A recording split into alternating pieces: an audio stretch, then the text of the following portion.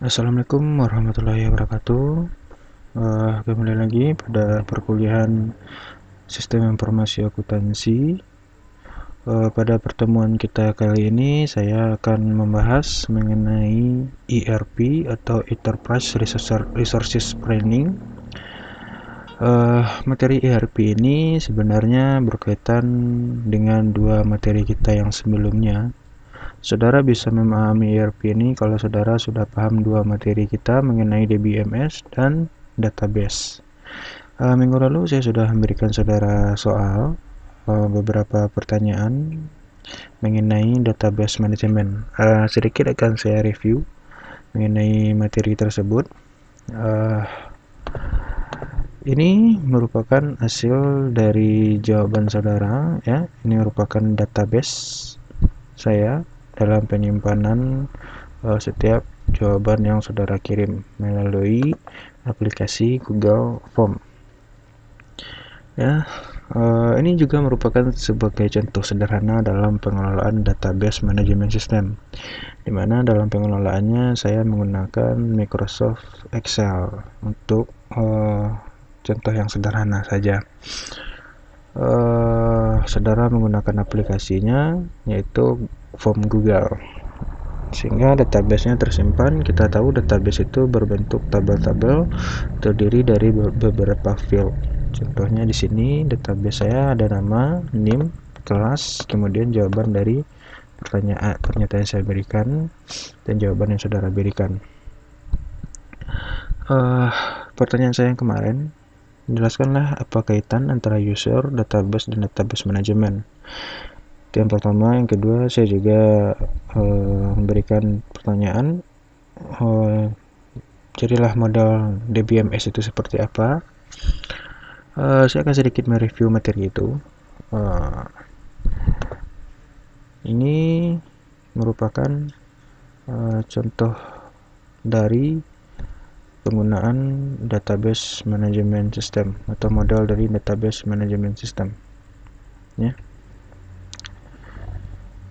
Database manajemen sistem, kita tahu database manajemen sistem itu merupakan sebuah aplikasi atau software yang digunakan dalam pengelolaan database, ya, dalam pengelolaan database. Jadi ada database dikelola oleh database manajemen sistem berupa software, bisa seperti Microsoft Excel saya tadi, atau form Google yang saudara isi itu, bisa seperti Microsoft Access, bisa seperti Oracle, bisa seperti MySQL, dan banyak lagi aplikasi atau software-software yang digunakan dalam pengelolaan database. Dua minggu yang lalu saudara sudah saya ajarkan, berikan materi mengenai database, ya. Sebagai gambar ini menggambarkan database, pusat data, soal dalam sebuah perusahaan, menggambarkan pusat data. Lalu agar bisa data itu diakses, maka digunakanlah yang namanya database manajemen sistem. Bisa itu seperti tadi Oracle, bisa seperti MySQL, ya. Itu contoh aplikasinya. Di dalam link materi yang saya berikan kemarin itu sudah ada di bagian paling bawah. Jadi contohnya di bagian customer service membutuhkan data seperti akun customer itu. Jadi dia ini mengaksesnya sebelum ke database, dia harus melalui database manajemen sistem. Jadi apa kaitannya antara user, database, dan database manajemen sistem? Itu adalah satu komponen yang saling terkait, di mana tanpa DBMS pengelolaan database tidak dapat dilakukan. Jadi jawaban dari pertanyaan nomor 1 itu adalah antara user, DBMS, dan database adalah satu kesatuan yang digunakan dalam pengelolaan database, mengakses database jika membutuhkan sebuah informasi. Ini satu gambar. Gambar yang lainnya kita lihat, ya, sama. Database Management System menggunakan beberapa aplikasi atau pengguna dalam mengaksesnya. Ini antara user, dia membutuhkan informasi apa, dibantu oleh aplikasi Database Management System atau SQL, lalu diakses ke database. Beberapa jawaban dari saudara sudah sangat bagus, ya. Apa kaitan dari user, database, dan database management system? Mungkin yang kurang tepat yang saudara jawab adalah contoh modelnya. Model yang saya inginkan seperti ini. Seperti apa sih database, gambar mata database management system itu? Ya, contoh beberapa saya berikan. Ya, ini yang terlihat pada gambar ini. Artinya database management system itu dikelola oleh beberapa aplikasi, nantinya dalam pengolahan database dibantu oleh database management system, juga merupakan sebuah software. Lalu apa kaitannya antara database management system dengan ERP? Nanti akan saya jelaskan, namun sebelum kita masuk ke dalam apa itu ERP, kita bahas dulu pengertiannya. Oke, nanti bahan ini akan saya share. Kita lihat dulu pengertian dan kata kuncinya apa itu ERP. Di sini dijelaskan, ERP adalah sebuah sistem informasi perusahaan yang dirancang untuk mengkoordinasikan semua sumber daya, mengkoordinasikan, ya. Artinya kata koordinasi itu artinya semua sumber daya yang terpisah di dalam sebuah perusahaan itu bisa saling berkoordinasi pada satu platform saja, gitu. Jadi kata kunci yang pertama, ERP itu merupakan sebuah sistem yang mengkoordinasikan dari berbagai sumber daya, informasi, dan aktivitas yang diperlukan untuk proses bisnis, ya. Yang kedua, ya, sistem ERP didasarkan pada database.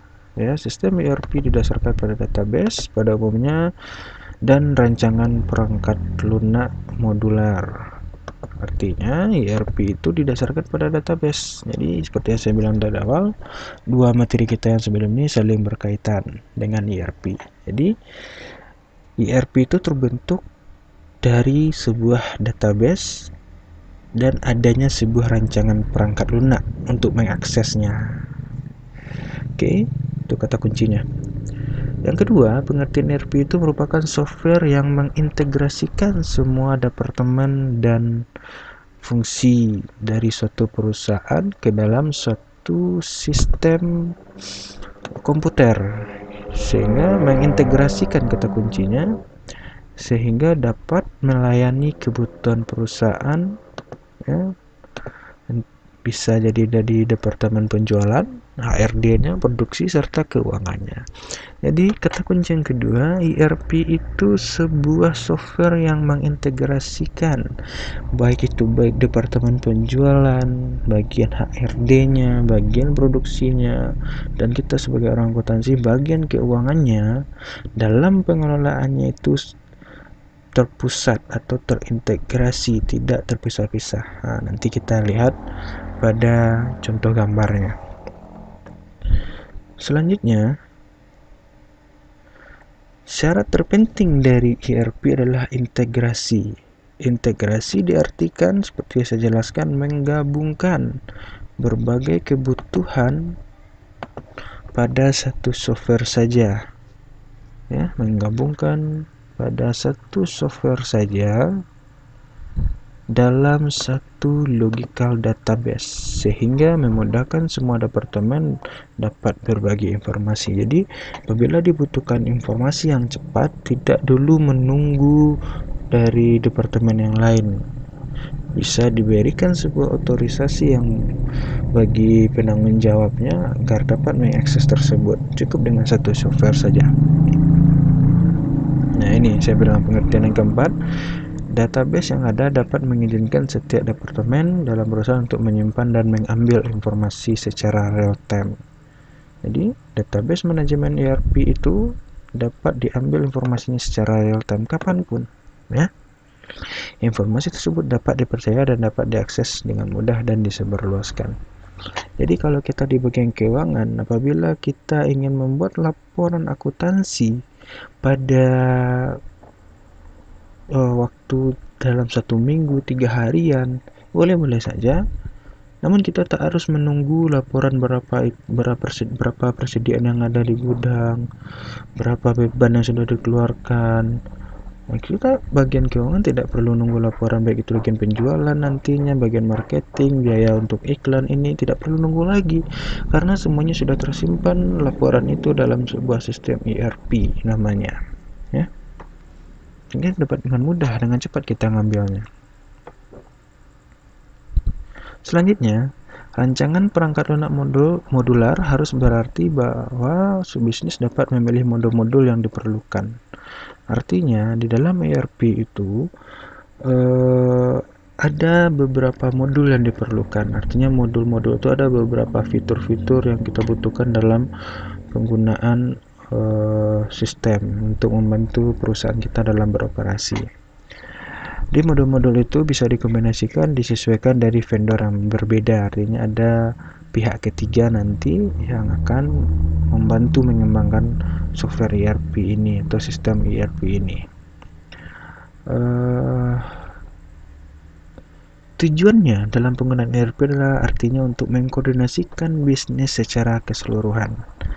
ERP merupakan software yang ada dalam organisasi atau perusahaan untuk otomatis dan mengintegrasikan banyak proses bisnis. Artinya baik kita itu melakukan pelayanan penjualan, promosi, order pembelian, baik itu secara kredit, baik itu secara tunai,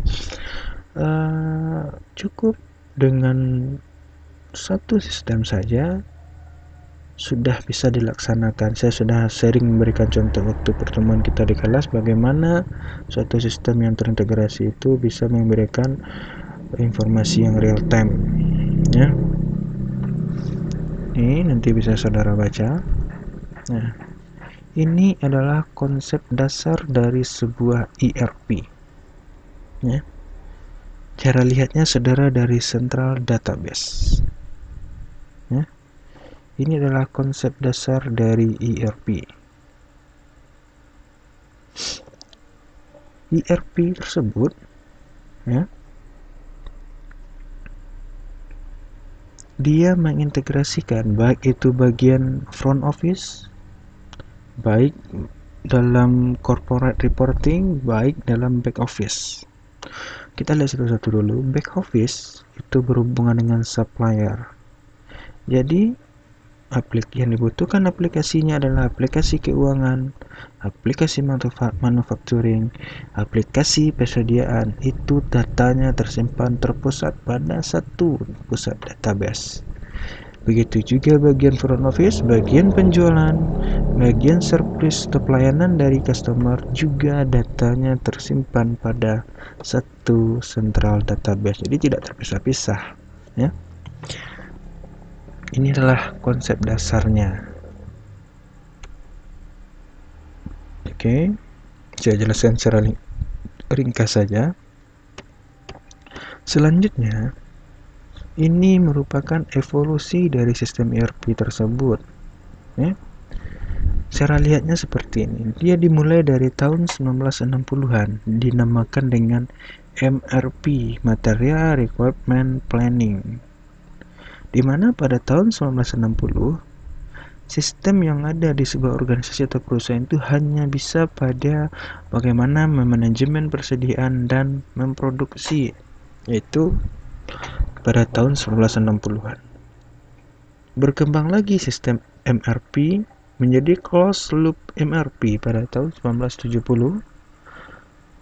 Ditambah satu modul sudah bisa bagian dalam pengelolaan organisasi sudah mengandung sistem mesin yang terintegrasi, baik itu dari inventory, produksi, dan engineering. Artinya dalam memproduksi bisa menggunakan mesin. Berkembang lagi pada tahun 1980-an MRP, Human Resources Management. Artinya pengelolaan itu dilakukan bisa pada satu aplikasi saja. Ini MRP2 ya. Penjualan, antarmuka keuangan, dan semua simulasi analisis kebutuhan itu bisa dilakukan pada satu software saja. Dan terus berkembang sampai sekarang pada tahun 2000 namanya sudah menjadi ERP2, yaitu sudah bisa pemesanan menggunakan delivery menggunakan aplikasi, penjualan dan marketing menggunakan aplikasi, customer support artinya ada keluhan dari customer bisa menggunakan aplikasi.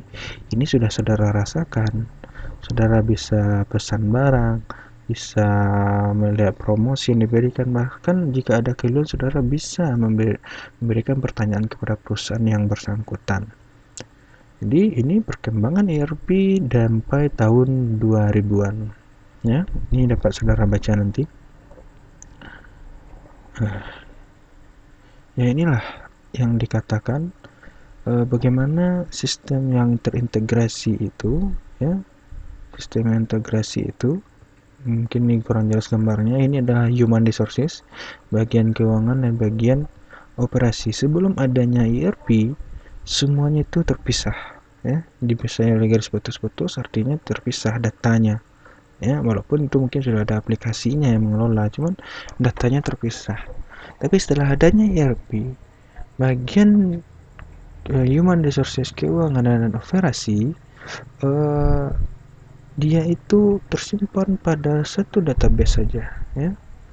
Cukup dengan satu aplikasi saja, tidak dengan aplikasi yang berbeda seperti ini ya pengelolaannya. Kalau ERP sudah berbicara satu aplikasi saja ya. Selanjutnya modul yang digunakan, artinya fitur-fitur apa saja yang disediakan di dalam ERP, bagian manufacturing, bagian supply chain management, bagian keuangan, bagian project, human resources, customer, data warehouse, customisasi. Ya, modul-modul ini sebenarnya tergantung pihak ketiga, dia akan menawarkan aplikasi ERP kepada perusahaan kita. Nanti dia akan menjelaskan fiturnya ada ini, sehingga perusahaan nanti akan tertarik untuk membelinya itu. Namun setiap ada kemudahan tentu akan muncul biaya dalam pengelolaan sistem. Itu harganya tidak murah itu. Kalau kita selalu berbicara harga gitu ya. Ini dapat saudara baca, silahkan nanti bahannya saya share ya. Kelebihannya dan kelemahannya seperti apa bisa saudara baca. Yang ingin saya lihatkan di buku kita yang satunya lagi, seperti apakah gambaran ERP itu. Saya buka dulu.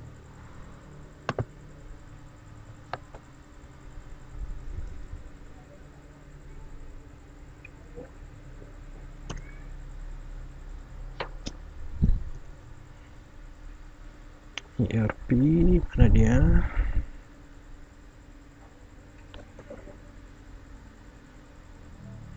Ada ya.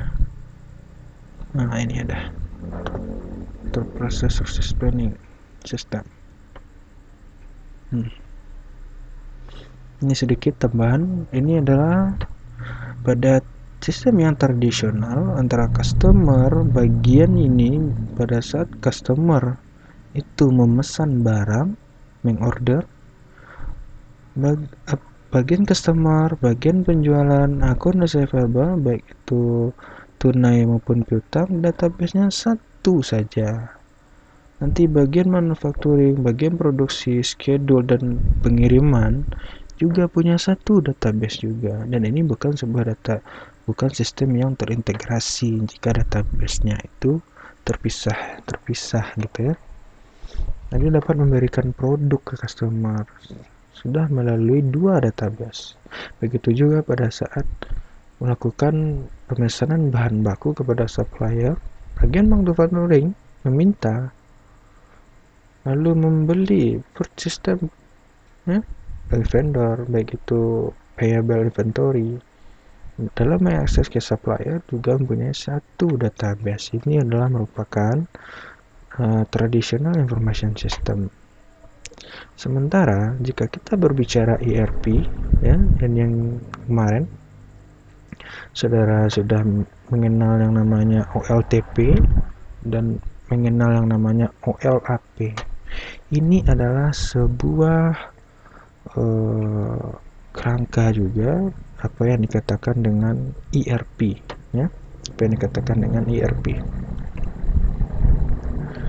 Semuanya tersimpan pada database, baik itu bagian customer, produksi, vendor, inventory, dan yang lainnya.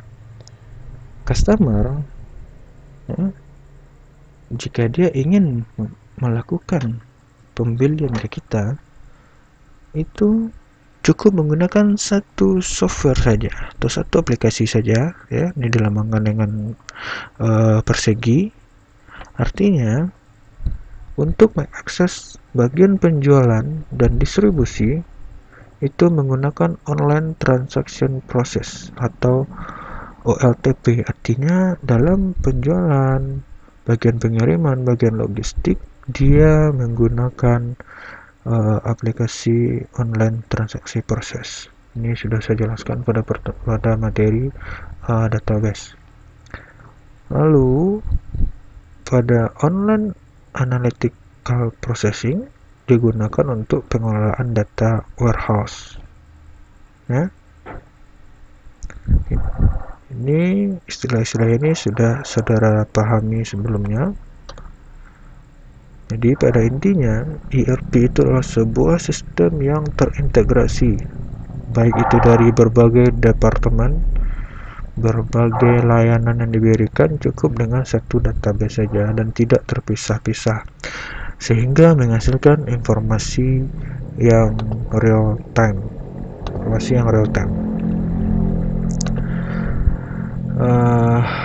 Saya rasa sampai di situ saja materi yang saya berikan. Nanti ada pertanyaan lagi melalui link. Seperti biasa, saudara jawab pertanyaan tersebut dan berikan analisis dan argumen saudara. Terima kasih. Assalamualaikum warahmatullahi wabarakatuh.